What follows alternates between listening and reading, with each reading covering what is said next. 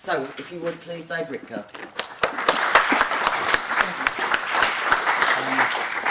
Thanks very much. You got me there. Cool. Right.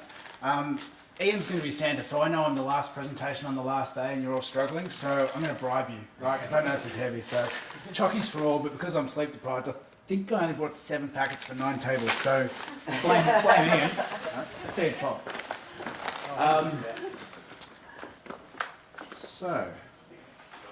So first of all, everyone can hear me? Perfect.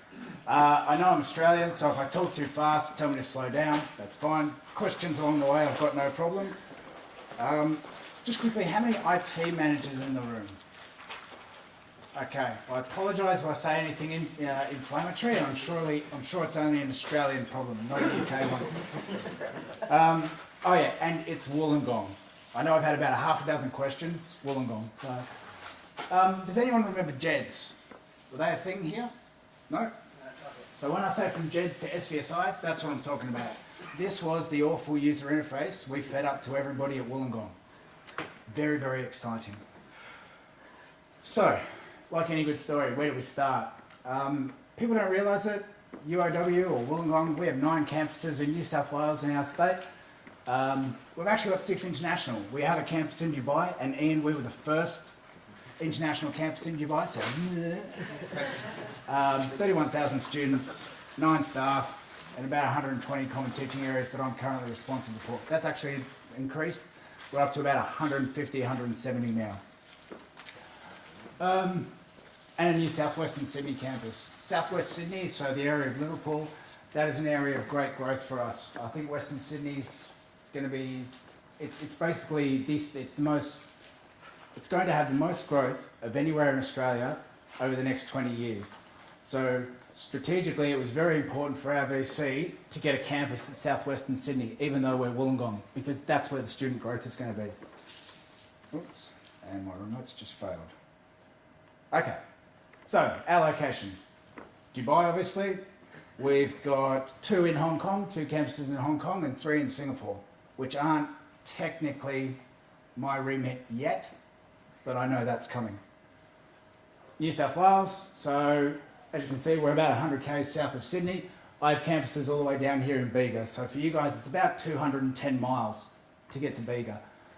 So Bega, Bateman's Bay, Nowra, and Moss Vale and Southern Highlands. We do a lot of remote teaching of, say, remote nursing and remote business. Closer to home in Wollongong, I've got 3 campuses up in Sydney. So I've got Loftus up here in southern Sydney, our new Western Sydney one out west, and a gorgeous Sydney Business School right on Circular Quay. You can see the Harbour Bridge and the Opera House, and it's our most popular event centre, and it's the most horrible one to work in technically. To get to Circular Quay, it's about 55 miles. So overall, my range of campuses is somewhere between 260, 270 miles. So this is where it all started, state of the nation. So AV used to be under learning and teaching, and then there was kind of a bit of a gap for about 2 years, all in the wild. And I've only been with the team for 18 months. And then they came in under IT, and IT didn't know what was going on, they didn't know what was happening, so they commissioned a consultant report. It only looked at 100 rooms on main campus. So it didn't even cover all the CTAs I'm in charge of looking after, and it didn't look at any of our remote campuses. So it was compromised from the get-go. And it was really scathing, right? We did not fare well. Grey is a really big thing at UOW. We love grey. It's a great colour. It's very motivational. And yeah, when I say didn't look at any of the remote campuses, our innovation campus is literally 2 kilometres from main campus. Didn't look at a single room there. So that's what we started with. But critically, they called for it. So I say they, IT called for it, and it's independent. This is not a subjective report, it's objective. It is simply, this is what you asked someone to do, so here's my task list. And that's what got, that's what really, really had a lot of benefit. So, our typical lecterns. Lovely. Anyone spot the consumer grade Denon amplifier there used to run commercial AV? Cable management, we love it. Yep. Oh, sorry, let me just go back one, sorry. So, my phone's playing up a bit. So the big thing here was multiple black boxes. As you can say, no network integration, no consistency of product. It was not the fault of the team. Australia generally has had a big problem in the last 5 years of not taking AV as an enterprise service. IT is an enterprise service, Wi-Fi is an enterprise service, power is an enterprise service. AV wasn't viewed at this.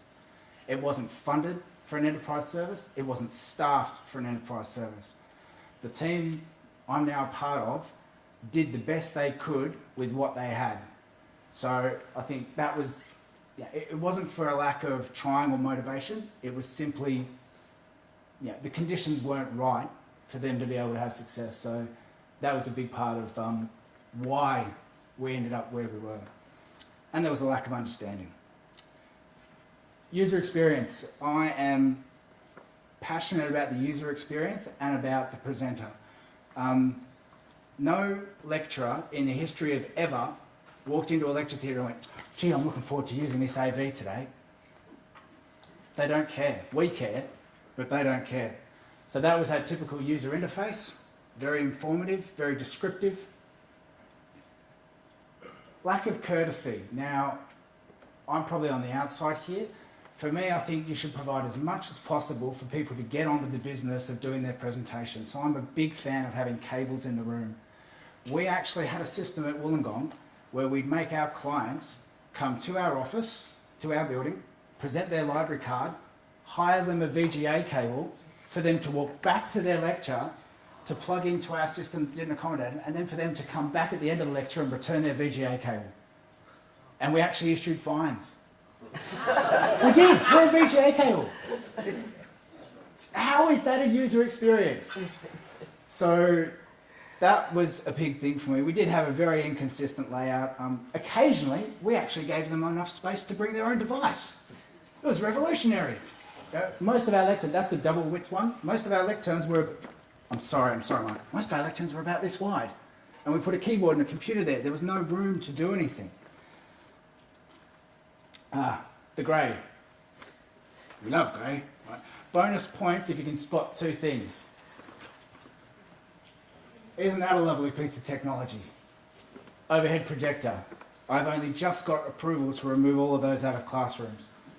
As you can see, all analogue, nothing online. There was no network integration at all. And there was no coordination with the architects or facilities management. Sorry, FMDs, Facilities Management Division. I love the fact that you guys call them estates here. It's so grand, it's posh, it's beautiful. We're not that classy in Australia, just facilities, whatever. But this is our typical spaces, right? So no flexible furniture, all grey.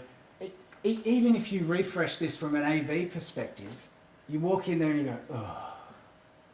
Like, could you imagine as a lecturer, a little piece of you dies when you walk in there. Occasionally, when we got a big government grant, we got it right. My boss begged for them to put colour on that wall and had to fight and go to 6 months worth of meetings. And we still got grey carpet though. But even then we got it wrong. We had our lectern at the side of the room, and I think this is something I'd really like to draw attention to. One thing I noticed in that photo is the table that's up the side of the lectern. That's not a technology problem, but that should be something that we as AV people look at, right? If you're walking into a room and consistently finding a tape, someone's grabbed a student table and put it next to your lectern or your presentation area, that's saying you're not being courteous. You're not providing me the space I need to do my work. I mean, I travel light, I've got a MacBook Air. I don't even have notes or things to put under a document camera or anything else. Put yourself, have empathy for the person who's going to use your system. Sorry, it's a passion. I'll get over it one day. And I think they should be beautiful and engaging as well. Everything needs to be functional. Function absolutely needs to drive it. But the grey table is still pretty soulless. So, state of the nation. Remember that 100 rooms we were talking about earlier?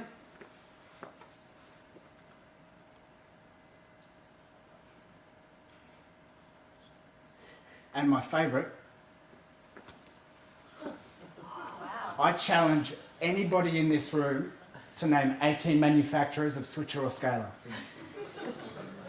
I've been in this game for about 10 or 15 years now, and I'll go up to about 5 or 7. Right? There were brands in there I'd never heard of. There were brands in there I took to the 3 big guys, Extron, Crestron, Amex. I said, have you ever heard about this? They hadn't heard about it. I don't know where we bought them from. This is why consistency and standardization is a big thing for us. Right?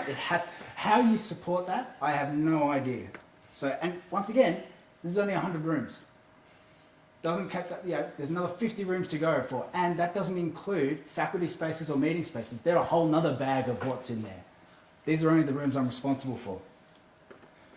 I don't expect you to read that, but essentially, this side is the 14 recommendations the consultant came up with. So that's my to-do list, and the big thing about that is consultant came up with it, and it was commissioned by IT. So once again, it's objective, right? It's not me saying this is the most important thing. It's not my boss saying this is the most important thing. It's saying based on industry standards, this is what you should be doing. And most of it came up to, comply with the building code. Really? Thanks. Comply with the AETM guidelines. That'd be ideal. But then there were some other things in there as well. Create a technology replacement strategy. How many of us do that year-on-year fight going, you've got 200 rooms, right? Give them a life cycle of 5 years, that's however many rooms. But you still every year have to fight for that funding. I don't think there's an IT manager out there who has to write a business case for the licensing for Microsoft Outlook. It's just a cost of doing business, yeah? No one's going to say, oh no, you can't do that. But for some reason, we have to go and write a business case every year. And just to make it easier, so this all happened, this report dropped about 3 months before I joined the team. So we've got 2 new senior techs, of which I was one.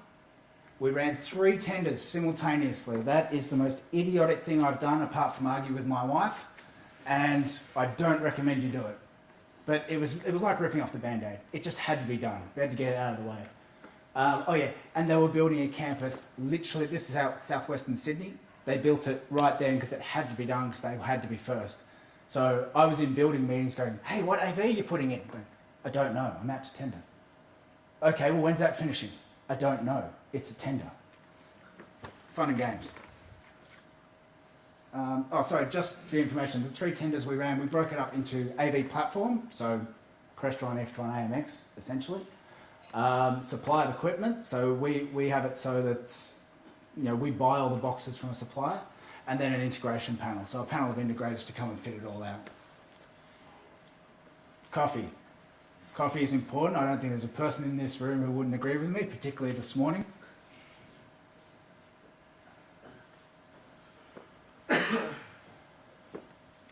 Taking people out for coffee is the best way to guarantee your success, particularly if you've got a campus like mine and it's full of offices full of grey. It gets people out of their comfort zones. It gets, maybe not in England, but in Australia, it gets you out into the sun and it's nice and it's beautiful and it's green. And it takes you out of, we had some people in, when you're in a toxic office environment and you just feel like not helping people because you just get, done over every time. Take people out of that environment, get them a coffee, turn it into a casual chat.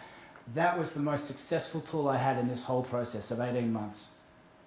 And the good thing is I get staff rates on coffee, so it didn't cost me too much. Sorry, honey, we'll pay the mortgage next month.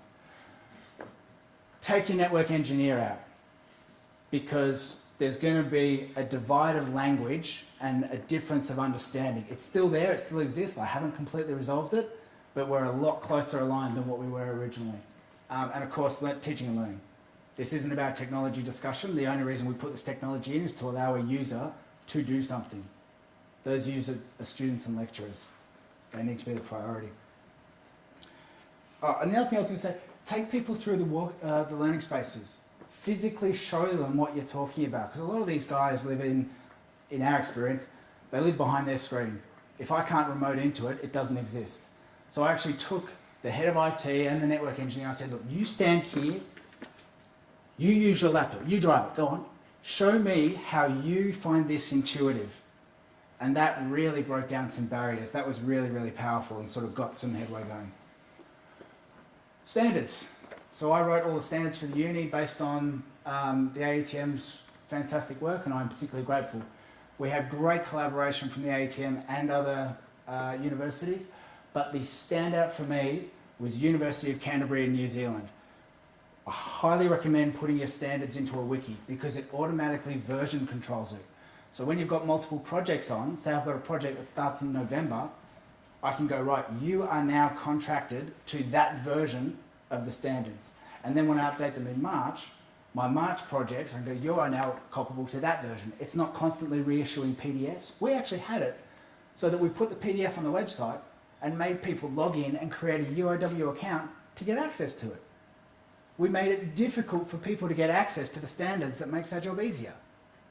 Now, it hasn't got better because while ours are in a wiki standard, I don't have public access to it yet. But University of Canterbury do, and I'll tweet that out later for anyone who wants to have a look. It is the gold standard. Nathan Gardner is the man who wrote it. Highly recommend and very thankful to him and his team. It's brilliant. So, procurement. We had the head of infrastructure and a senior communications engineer on our tender panels, which was interesting. They didn't know much about AV, so it was a steep learning curve. So I think typically for most of you guys, you would maybe design a room in-house and then go, here, I integrator, supply everything and put it all in and make it work. Yeah, is that the standard approach? We went a little bit differently. Because I've got an in-house team of techs and historically we've always built the lecterns and the systems and deployed them ourselves, there was two things to it. One, we didn't have the money to go out to an integrator. And two, there was a fear of, if I took that work away, might lose jobs, might go to redundancies, right? And that wasn't the aim. There's more than enough work on. But as I can say, we delivered AV solutions for 6,000 AUD per room. So you're talking $2,000 for a projector, $2,000 for a lectern, and everything else is covered in the $2,000 L left over. Very cheap, very quick, but didn't cut the mustard with the new standards. Now we're talking about $60,000 a room, and that's after a strategic partnership. So you've got to manage that cost jump, right? So that's why we do it all ourselves. A lot of that labour cost is borne by my team. So it does come with its own set of complications. I think I've had a lot of conversations with people about this over the last couple of days, and it's been great. The difference between cost and value. And one of our favourite sayings at UOW is we never have enough money to do it right the first time, but geez, we've got the money to do it 2 or 3 times over. And we do it again and again and again. But largely for me, I sort of don't care what the AV system costs, but the value, the reliability, how many times do I have to attend to it, how many texts do I have to send out, and particularly if I've got a room 210 miles away, I really don't care what it costs. I want the value knowing that it works for 5 years. I don't want any troubles. I want my clients down there who are moving into sort of 24/7 teaching and lecturing. I want it to work. I'm done worrying about these things. So presenting that value, particularly to your CFOs or your CIOs, that's a real challenge. But it's something that needs to be brought up. Strategic objectives. I think Alan was saying the other day, align your AV mission with your strategic objectives. That's exactly what we did. Buy, not build. Not a problem. If that's your objective, better have a really, really, really big wallet. So that's what we did. Turn vendors into strategic partners was really important for us. So partnerships is very, very different. And we had, for Western Sydney, our strategic partners helped us out more than they were obliged to, right? So we got deals and support. It wasn't a case of, I rang up Yaz and said, this is my problem. And the response was, it wasn't, let me check what the contract says. It was, yep, we'll look into it for you. My problem is their problem. And they have a mantra of, my partnership with AVT, who are the Harman distributor in Australia, they have a mantra of, they should make it easy for me to be your customer, right? So they're changing their business practices to suit me, which is fantastic. That's what I want.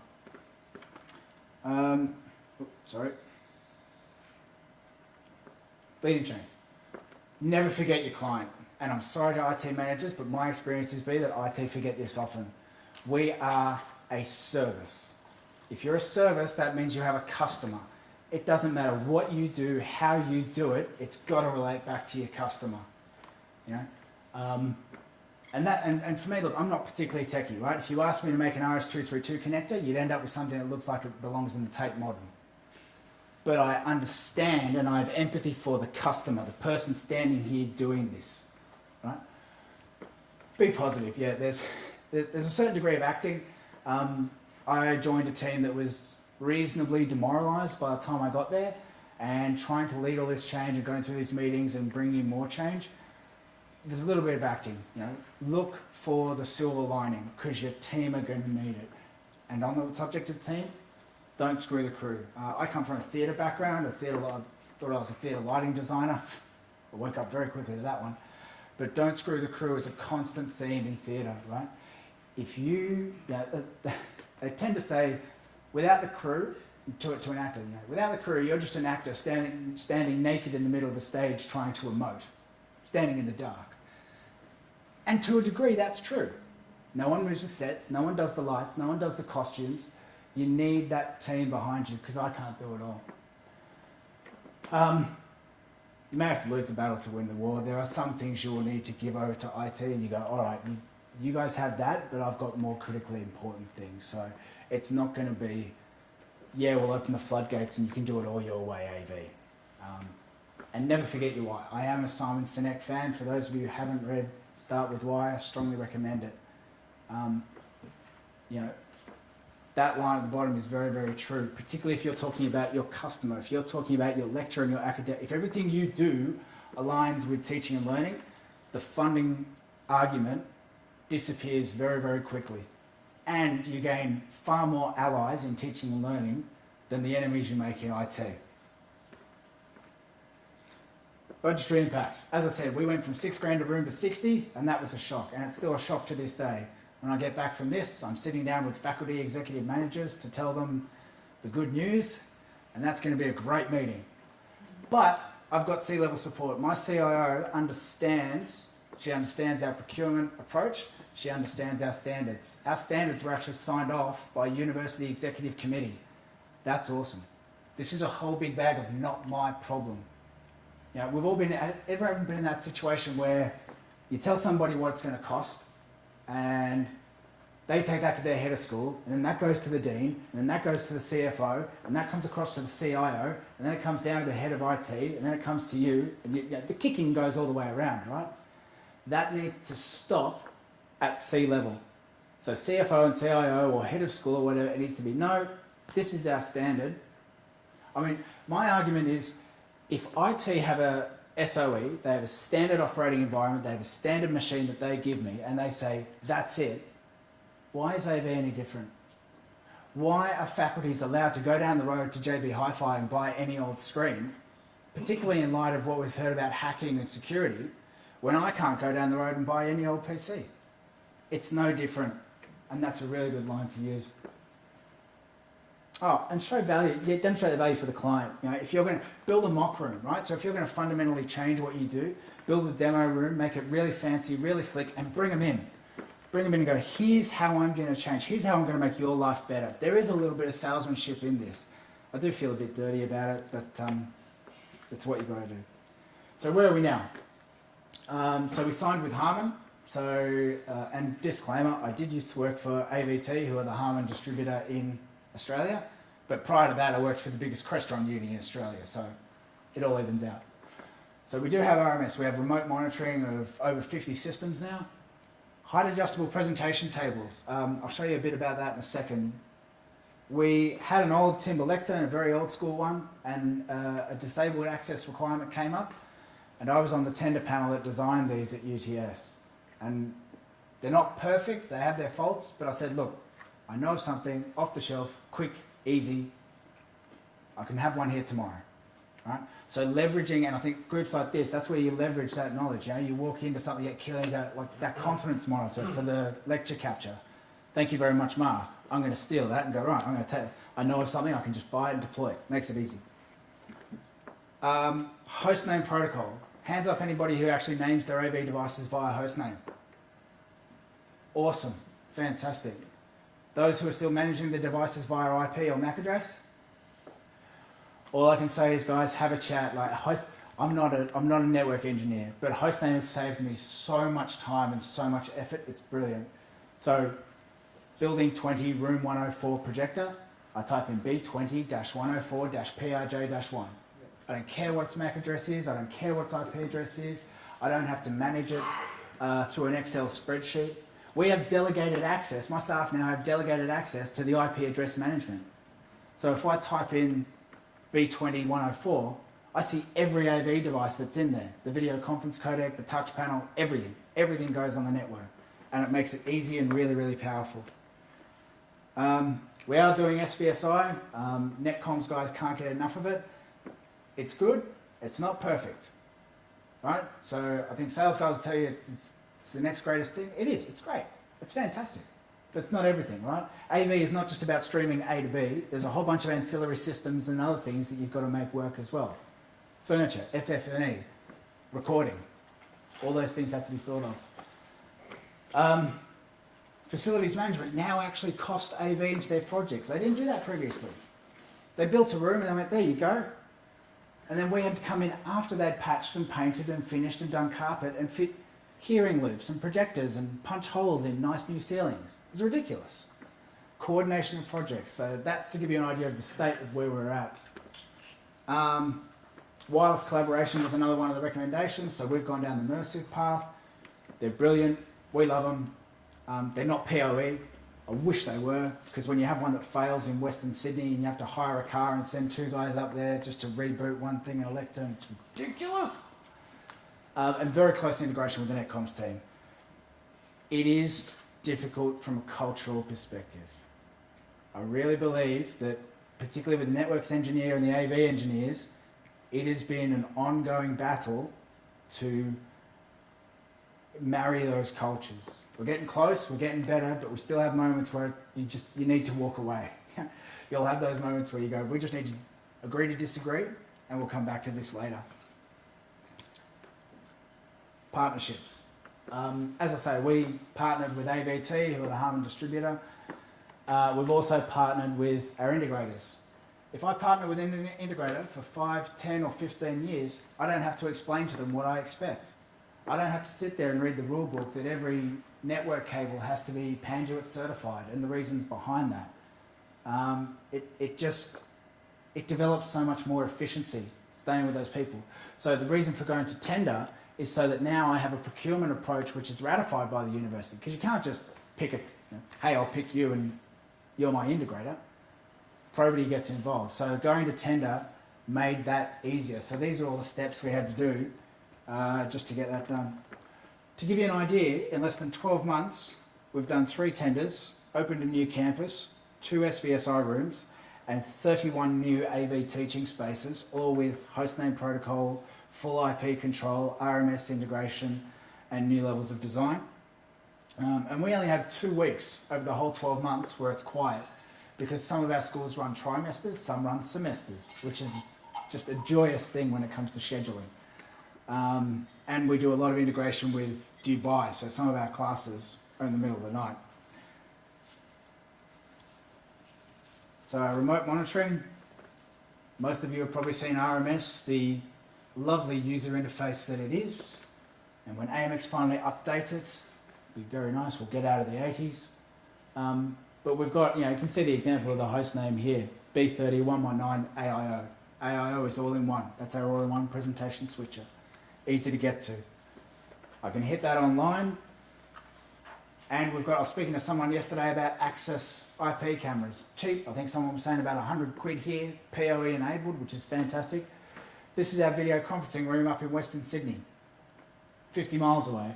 So when they pick up the phone, I can hear them, I can see them, I can see what they're doing on the touch panel. I think someone was saying the other day, they go, I am pressing the button. No, you're not. I have empirical evidence that you're not pressing the button. Of course, we don't say that to our client. We go, okay, maybe just try it one more time. Yeah? Let me just reset it. Yeah, try it now, it should be okay. But that's really powerful, because like I said earlier, I've got a team of 9. 8 of the 9 are in Wollongong. The other one is way down the south coast. I've got nobody in Sydney. So if something goes wrong in Sydney, I'm going to get someone in a car. Our collaborative space. Wollongong has literally no collaborative spaces. A faculty has one. This was our first attempt. I'm proud of what we achieved, but this is not ideal. The lighting is awful, the tables are not on wheels, they're fixed in position, and from my opinion, the LCD should be down in the middle of the whiteboards to facilitate more. I was overruled, but it's a step in the right direction. It's an SVSI room, and I have voiced my... We also have a cyber security lab, but I can't show you pictures of that because you might get hacked. Can I ask, who were you overruled by? The architects and facilities management. Yeah. Yeah, so it was a shock, yeah. Well, look, here I am, I'm the new guy, 12 months in, and I'm telling them, maybe you shouldn't do it the way you've done it the last 20 years, but hey, that's the way it happens. So the presentation table, so I've seen a lot of you have these flow arms or the adjustable arms. To put a PC on an adjustable arm was literally 3 months of meetings. I'm not kidding. It would, I literally had one of my staff saying, but what if they go this? Because we put our lecterns next to the walls. I said, when was the last time you ever got a PC monitor and threw it against the wall? Or at least one you wanted to keep. The irrationality of some of the arguments was amazing. So yeah, we provide a soft-wired PowerPoint on the desk. Look, the Ladybird cameras, they're good. That was something that IT wanted us to try. The reason why, they want it to run over USB. Why? So that you can have one less input on your switcher, so you can use a smaller switcher, so it lowers the cost. And this is what I'm talking about, cost versus value. The motivation for that document camera shouldn't be to lower the cost of the overall system. Does it do the job for the client? Is it what they want? Because traditionally what we had was ones that had a reflective light beam. The reason for that was to get people to stop using OHPs because OHPs couldn't be captured in lecture capture. Now, if there is no longer a business requirement to have OHPs and all that sort of stuff, fine, this will do the job. But you don't deploy those because I want to keep it cheap, because then you impact your teaching and learning. Teaching and learning should drive every decision that we drew here. Presentation table, so it is height adjustable. I apologise for the quality of that image. So that's at its lowest, and it probably comes up to, it's probably lower than that table actually, and goes all the way up to sort of past my shoulder. So an extreme range of motion. And I think someone was saying the other day, not even just for disabled access, just a comfort factor, right? We're all different heights. My boss actually designed the original old lecterns, and to be kind to Tony, he's about yay tall. So everything's kind of like, it's just uncomfortable.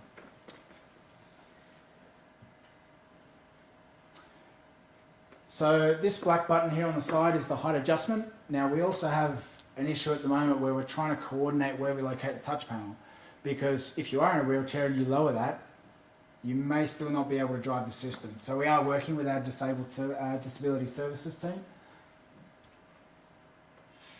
This is really important. The serviceability, this has actually become quite critical. In the last 6 months, one of my team actually injured himself fitting out one of the old style lecterns, lying on the ground trying to fit it out.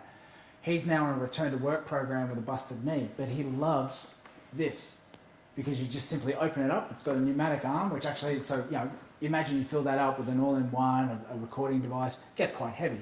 That pneumatic arm carries the weight, and then he's just electrically height adjusts it so he can fit it out sitting in his now new chair that he has to use because of his knee. So an unintended benefit, but the guys love it. They absolutely love it. Cables for the user. Who would have thought? I've loved these since before they came out. I love them because they're vendor agnostic. You can plug them into whatever switcher you like, they still work. They're aesthetic, so there is a factor of making things look good, make it look inviting for the user to go up and try and use it. And we're rolling these out. Unfortunately, we still have VGA. I tried to kill it. I really tried to kill it. Didn't get there. Streaming AV. Said this to a few people now. Manage the risk, and yes, there is risk. Do not let anyone tell you otherwise. There is risk when you go down this. I actually had it so that in that room, I made the network engineer plug in the first encoder. Plausible deniability. I didn't plug it in, it was him. Right? And he did, and we actually brought down the switch. right? We use Cisco 4500 switches, 300 port switches, so the potential is to bring down a couple of floors, maybe even a whole building. He did that, but that's his problem, right? It's his responsibility to make sure that's configured correctly. He plugged it in. Now I helped him fix it, but I don't want to be the one doing that, particularly not the first time. So that absolutely is risk. Choose a location close to support staff.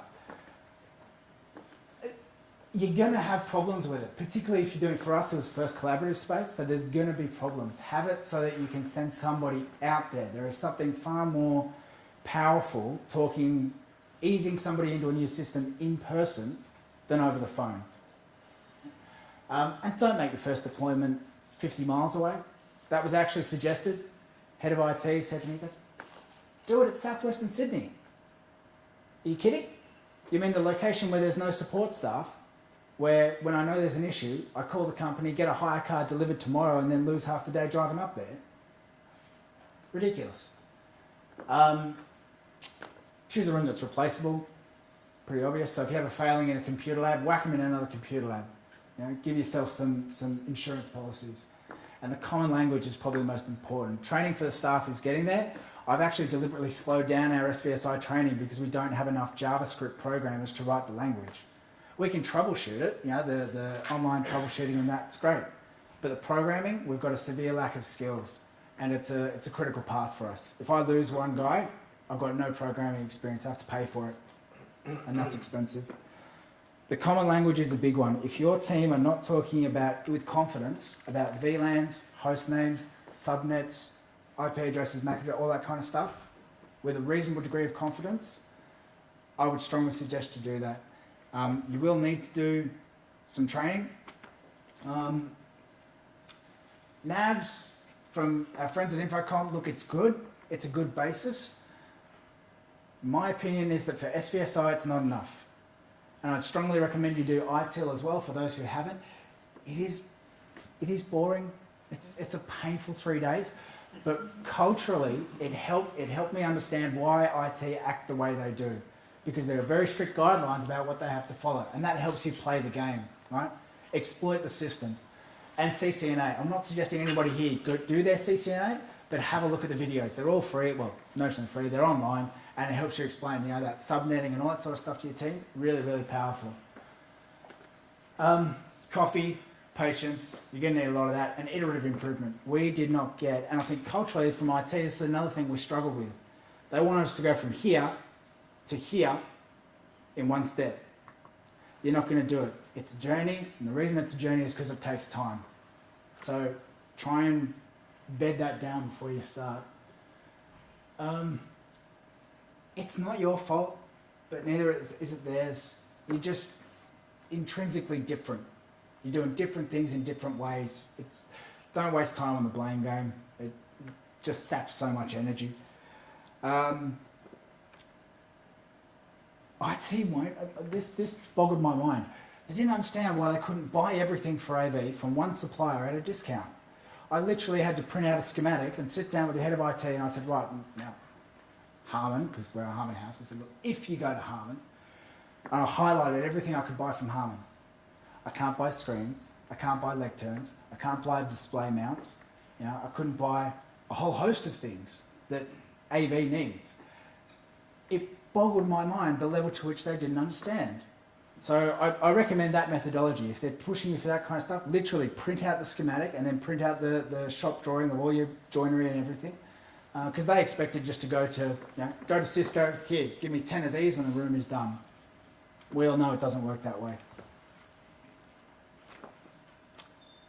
Wasn't easy, and it still isn't.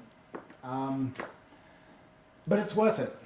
It is absolutely worth it. There are benefits there, and they're really, really strong, and they're compelling benefits, and your life will get easier. But starting the process, you're in for a ride. Critically, there's learning to be done on both sides. I strongly recommend get your IT team, get your netcoms team, take them into teaching spaces, show them the process of teaching and using the equipment. Echo 360 or lecture capture. IT people didn't understand, why would you want to pause a capture? What do you mean? What if a student comes up and asks you a personal question? And for some reason, that learning experience was actually far more powerful in the teaching space than it was in an office. It's just a strategy. That third point's actually wrong. IP is not the future, it's the now. I firmly believe it's the now. My discussions now are not about whether I do SVSI or not. It's actually harassing display manufacturers. Why can't I assign a host name to your device? Why don't you have an open API for me to program? Why incorrect IP stack assignments on devices that make it more difficult to control? So test, obviously test, and then deploy. But the IP's here. It's from my perspective, it's just the way it is. And don't forget who your customer is. You know, all of this, nobody, your customer doesn't care if this goes out on HD-based streaming or dental floss. They want this content up there so they can do their thing to their customer. Right? So for us, it's probably a bit, you've got to be a bit humble, but you've got to get out of the way. Let them do their teaching and let them do it in an easy fashion. And finally, right tool for the right job. Sometimes it's not about us. Sometimes it's not about technology or streaming or bits and all this kind of stuff, or 444 and 4K and color space. Art Studio don't care about what I can offer them. They don't want a lectern. Give me a great big wall and an even bigger flip chart. That's all they want. Thank you very much for having me. Please, ideas, comments, reactions. I am on Twitter. You've probably seen me if I've been on there. And look forward to your emails. And just a final note, thank you. It's been an absolute pleasure to be here. I am quite humbled. I didn't think little old Uni of Wollongong would be of any reference, so I hope it's been of note. But thank you very much to SCOMS, to AETM, to Ian, to all of you here, and particularly to Carolyn and Paul. Where is Paul? No, he's gone. That's right, he left last night. And to Catherine. They've been a massive help. So thank you all, and safe journey home. Good luck with the hangovers.